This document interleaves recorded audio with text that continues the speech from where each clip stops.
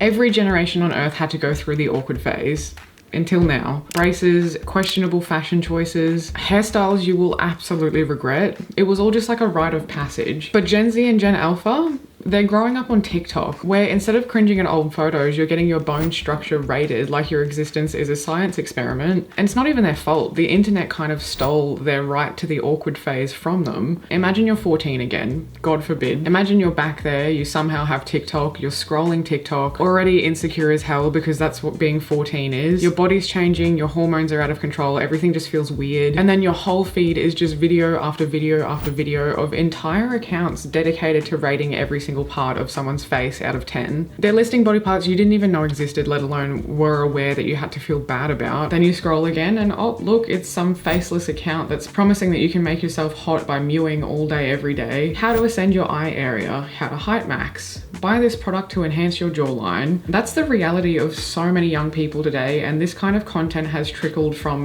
backdoor incel message boards to mainstream media. It's called LOOKSMAXXIng and it is as stupid as it sounds. So what exactly is LOOKSMAXXIng? The term LOOKSMAXXIng actually started in incel forums, basically corners of the internet where men who can't get laid sit around angrily rating each other's faces like they're Rotten Tomatoes critics. And if they're not doing that, they're usually telling each other that it's over, that everything is hopeless, that there's no point in trying, there's no point in being alive, and just generally pushing this culture of like deep self-hatred and hatred towards women. So that's kind of like the sunny, positive environment that all of this comes out of. And LOOKSMAXXIng essentially just means like maxing out your looks to climb out of perceived genetic inferiority. They're trying to make themselves hotter. And a surprising amount of what now feels like mainstream discourse actually did originate from incel forums, which is terrifying. Deeply concerning commentary on the state of our society. Referring to attractive men as chads came from there. The idea that women are hypogamous. The popularization of categorizing men as alphas, betas, or sigmas. The concept of a sexual marketplace value, copium, the 80-20 rule, the black pill in general. But now it's leaked into TikTok and you've got 14-year-olds talking about their glow up strategy like it's a military campaign. There is no reason why anyone needs to know what an ST and mid-face ratio is or a negative cathal tilt.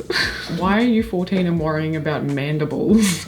There's now also Softmaxxing, things like skincare routines, hitting the gym, or mewing for the jawline that you'll never actually get through mewing. But these things are like largely harmless and actually can be really good habits depending on how extreme you are with them and how much you attach your entire self-worth to the output. Outside of Softmaxxing though, there's obviously hardmaxxing. We're talking nose jobs, fillers, hair transplants, even entire jaw correction surgery. The people making this kind of content should probably try friend-maxing or like grass-maxing. It would fix a lot more of their problems than spending their entire lives making edits, obsessing over the nasal projection and facial thirds of complete strangers. A strange little crossover though, even the people that seem like the most opposite to incels, celebrities, are right there with them fanning the flames. Kris Jenner's insane deep plane facelift because even 70-year-olds need to be fuckable now. Lindsay Lohan's mysteriously youthful face, or the Silicon Valley biohackers and people that think injecting themselves with their 17-year-old son's blood plasma is going to make them look 25 again. It's all a bit weird. On TikTok, it is repackaged and branded as self-improvement, but the message is pretty clear and it's just that you're not good enough as you are. Then there's the extreme side of LOOKSMAXXIng that goes well beyond going to the gym or moisturizing and quickly turns into something much darker. It starts with stuff like thumb pulling. Believe it or not,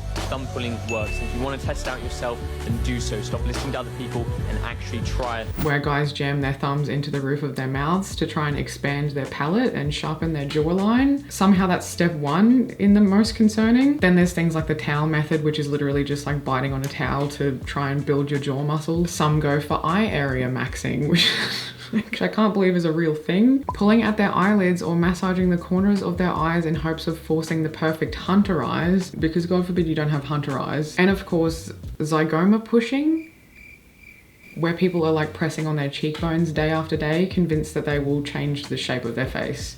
But unfortunately, it doesn't stop there, of course. The most disturbing part of all of this that I've seen is called bone smashing. Bone smashing. That's where we're at, if you were wondering. And it's boys literally hitting their faces and cheekbones with hammers. It's stay with me, with hammers or their phones to try and reshape their face and their bone structure with hammers. Literally hitting themselves in the face with a hammer or phones. I wish I was joking. And look, I may not have the perfect jawline, but I do have the perfect shoes, and that's thanks to the sponsor of this video, Vivaya. If LOOKSMAXXING is all about unsustainable extremes, then Vivaya is the complete opposite. Shoes that are stylish, eco-friendly, and actually comfortable. Vivaya uses recycled plastic bottles to create chic, breathable shoes that feel like a second skin. That's thanks to the smart 3D knit zero waste construction, but they don't compromise on style. Think machine washable flats, heels, sandals, boots, sneakers, all made with a padded insole and a stretchy design that accommodates all foot types. And what I love most about it is Vivaya isn't just another fashion brand, it's a sustainability mission. They have transformed millions of plastic bottles into stylish footwear. They package everything in recyclable materials. I've been sent the Everleys and the All Days, and I've been absolutely loving them. I've been wearing the Everleys with the detachable leg warmers, which has been great for Aussie winter right now. They're also water repellent, and they have a roomy round toe box, which is perfect for just about any foot type. They're also super lightweight, which is really good for travel. Look at these. How cool. I've got the All Days on at the moment. The All Days I have right now are slip-on, so you don't even have to use your hands to get these on. They're made from breathable mesh and they're machine washable, and you can try any of these out risk-free with free shipping and easy returns. They ship globally, even to Australia. Check them out with a link in my description, and thanks again to Vivaya for sponsoring this video. These kind of routines, methods, if you could call them that, obviously circulate in incel forums, but then they do bleed out into TikTok and the mainstream. And that's where teenagers, usually young boys, stumble across videos of other people doing this and proudly encouraging it and calling it progress and self-improvement. At the core of all of this is like desperation and not dealing with your insecurities in a healthy way. It's not self-improvement at all. It's self-hatred disguised as discipline. And this is like kind of the extreme end of where this obsession can take you, like literally smashing your face in with your phone every day, trying to expand your palette with your thumbs. Like the fallout from this isn't just like some quirky corner of the internet, it's already hitting young people right in the mental health. Direct hit, and on an already pretty vulnerable demographic that's not great in scientific terms. When you're young, or any age really, and your entire algorithm is telling you that your face is inherently wrong because you don't look like a supermodel Giga Chad, that kind of stuff can breed things like body dysmorphia. You start hyperfixating on every flaw, obsessing over your jawline, your nose angle, your cathal tilt, things you definitely never would have noticed until TikTok put them under a microscope. Not to say that like insecurities and body image issues didn't exist before TikTok, it's just that TikTok has made them a lot worse and a lot more specific.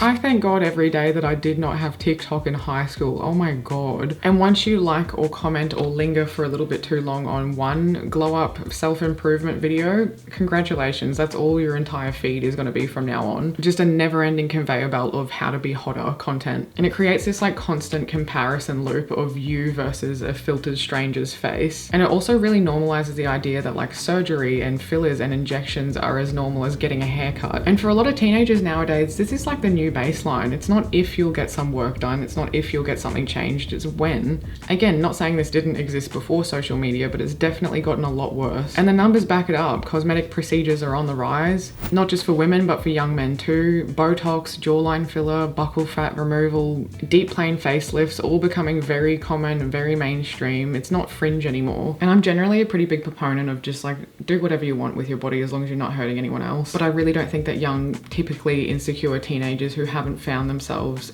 being exposed to this kind of stuff is good.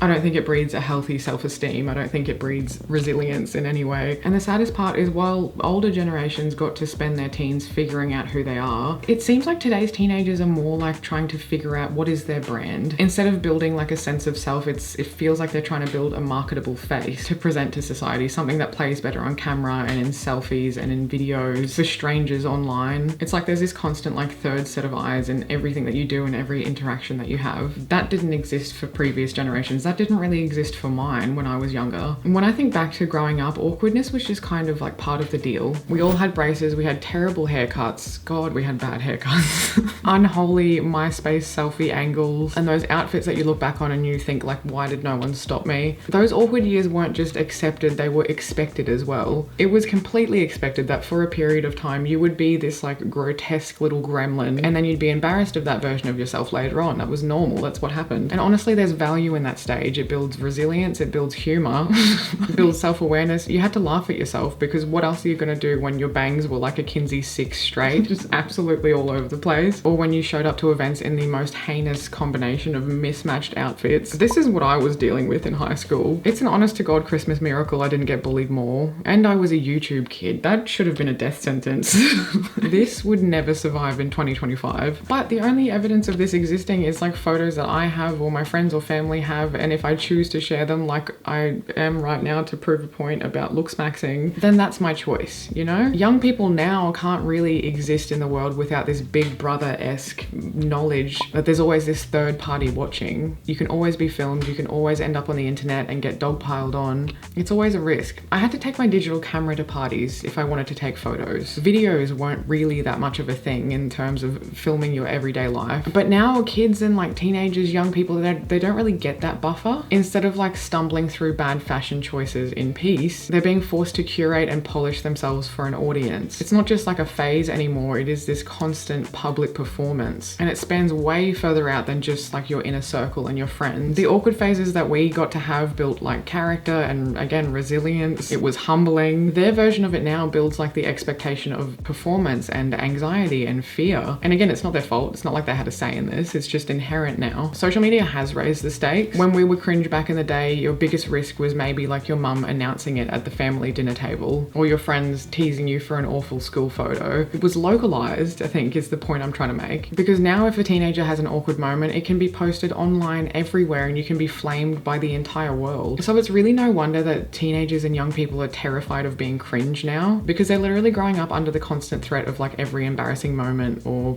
anything awkward they say or do becoming a viral moment. And here's the thing, most of these like LOOKSMAXXIng transformations are complete smoke and mirrors. Scroll through this corner of TikTok and you will see endless influencers and before and after videos of dudes claiming that mewing and towel biting and some other routine changed their face. But if you look closely, like the difference usually isn't jawline science. It's usually like puberty, weight loss, exercise, or better lighting. Like you didn't secretly unlock god tier genetics, you just grew out of middle school. A small percentage of these methods may work for some people depending largely on their genetics. I'm not going to pretend that I understand every single method enough to know how much one does or doesn't work, or if absolutely all of it is complete bullshit, but this stuff isn't new. A pretty popular method to get a snatched jawline in incel circles is mewing, basically holding your tongue to the roof of your mouth consistently, and the claim is that it will reshape the bone structure in your face and give you a great jawline. The idea of mewing goes back to John and Mike Mew, who came up with orthotropics, which is this idea that you could train facial structure through tongue posture. It was pretty widely dismissed by orthodontists as pseudoscience, and that was kind of put to bed. But when the incels discovered it, they rebranded it as mewing and just ran with it. That incel adoption has somehow mutated, and now it has turned into an entire influencer grifter economy. There is genuine orthodontic evidence that oral posture and habits, things like mouth breathing and thumb sucking, they can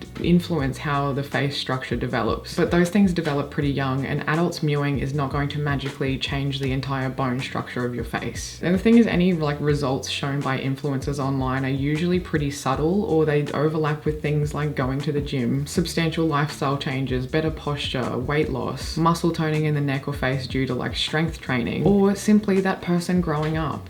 Like that person going from being a teenager to being an adult and growing into their body. But influencers repackage these glow ups as proof that these like snake oil methods work. And as with any part of the internet, the more extreme the claim, the more engagement that it gets. It's insecurity alchemy. Turn a teenager's growing pains into evidence that your method is legit. And here's where it just gets repetitive and exhausting and kind of gross, honestly. Creators, influencers, companies, they use all of this pseudoscience to push products, because that's like the end goal of all of this, really. There's rating apps that charge you to be told whether or not you're ugly by, I guess, an algorithm. Unsafe products like mouth tape to train jawlines, or random jaw tools that can actually damage your bite. Online courses that people shill out, or subscription schemes that lock kids into paying for their insecurities. What we're looking at is essentially a pipeline from incel forums to pseudoscience to TikTok monetization targeting kids. A whole economy convincing young people that they're broken and then charging them for a cure that doesn't exist. And I could go a lot further into to how this entire industry usually targets young men, and how the whole industry overlaps a lot with the manosphere and encourages like rife misogyny, how a lot of these boys are falling down like the alt-right pipeline as a result, how they end up blaming women for all of their perceived faults and becoming hateful and violent towards women. But I do feel like that should be extremely obvious at this point if you've got two eyes in your head. And it's not just young men that this is affecting, it's obviously all of the women that they're taking this rage out on. Rage that shouldn't exist to begin with, because no one should be convinced by incels online that they are worthless and their entire life is over because they don't have hunter eyes. And if you're someone who's like kind of teetering on this rabbit hole, or you know someone who is, I wouldn't just encourage you to log off and look around in real life. Almost every single married man, almost every single man in a long-term relationship is statistically not 6 foot tall, does not have hunter eyes, does not have a forward nasal projection with double D mandibles or whatever the hell the checklist is today. Most of them are statistically, again, under 6 foot. They're earning an average wage. They are of average attractiveness. They are just normal people, and yet they come home to a long-term relationship. These communities want you in a state of self-hatred and isolation, because the second that you leave that and look out into the real world and go and interact with real people in the real world, all of their stupid assumptions and arguments fall apart immediately. Misery loves company. Don't fall for it. At the heart of all of this, looksmaxxing culture is selling one message over and over and over again. You are never enough as you are. There's always another flaw to fix. There's always another angle to improve. There's always another stat to max out. But in chasing this like fake perfection that you're probably never going to achieve, and even if you do, you'll still be insecure because you never actually dealt with the insecurities. In doing that, you're skipping your awkward phase, which we need that. The years where you get to be weird and experiment and fail safely, and fail at a time where everyone's expecting you to anyway. That phase isn't glamorous, but it is real and it's necessary. And this isn't about like vanity either. It's a cultural issue. People in power thrive on convincing you that you're broken, and their whole business model depends on that. Because once you're insecure and once you think you need to fix everything, they can sell you a subscription or a surgery or a product. Your insecurity is literally someone else's business model. Your quirks and your cringiness and your weirdness is what makes you unique as a person. And no algorithm or jawline tool or app can replace that. It's literally your best selling point. Don't get rid of it. Also, everyone has iPhone face now. It's boring as fuck. If you've made it this far into the video, give it a like, leave a comment or subscribe. It really helps out. As always, let me know your thoughts on this, where you stand on this argument if you've had experience with it, and I will see you in a few days with a new video.